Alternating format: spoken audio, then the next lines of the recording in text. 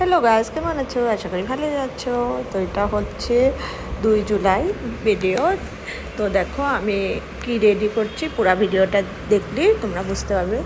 Actually ছিল 2 জুলাই আমার শ্বশুরমশাই বাৎসরিক 6 বছর পূর্ণ হলো। উনি এখন নেই, কিন্তু প্রত্যেক বছর আমি এই দিনটাতে একটা কীর্তন দিয়ে থাকি, তাই এগুলোর আয়োজন করছি সবাই মিলে। দেখো ঠাকুর বসিলাম, যেহেতু এটা গৌরনিতাইয়ের কীর্তন হয় তার জন্য গৌরনিতাইয়ের ফটো বসিয়েছি।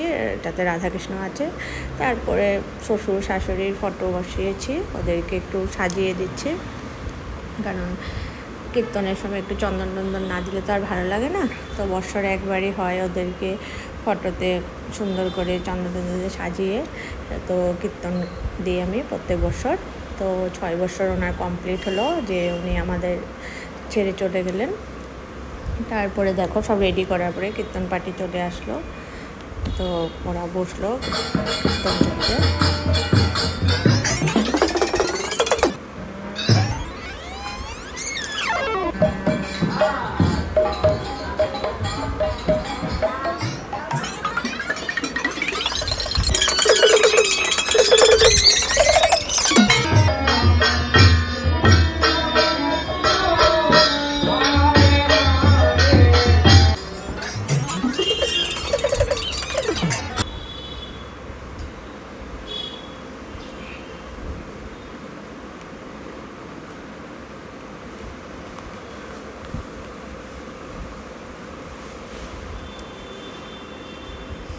সারা ঘরে ওরা কীর্তন গেয়ে গিয়ে পুরা ঘরটাতে ঘুরে।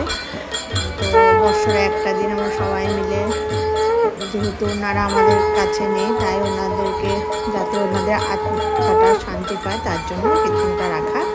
তো একটা দিন ওদের জন্য আমরা কামনা করি, আর সবাই মিলে একটু ভক্তি শ্রদ্ধা জানাই ওনাদেরকে, যাতে ওনাদের মাথা শান্তি পায়, আর ওনাদের আশীর্বাদ যাতে আমাদের সাথে সবসময় থাকে।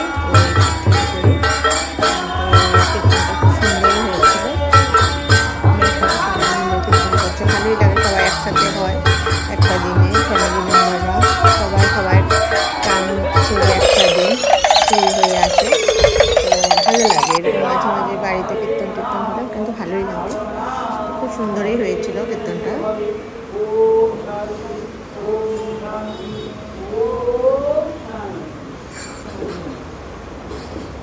সবাই প্রণাম করলো, শেষে সবাইকে বাতাসা দিলাম, কারণ এই কীর্তনের শেষে বাতাসা দিতে হয়।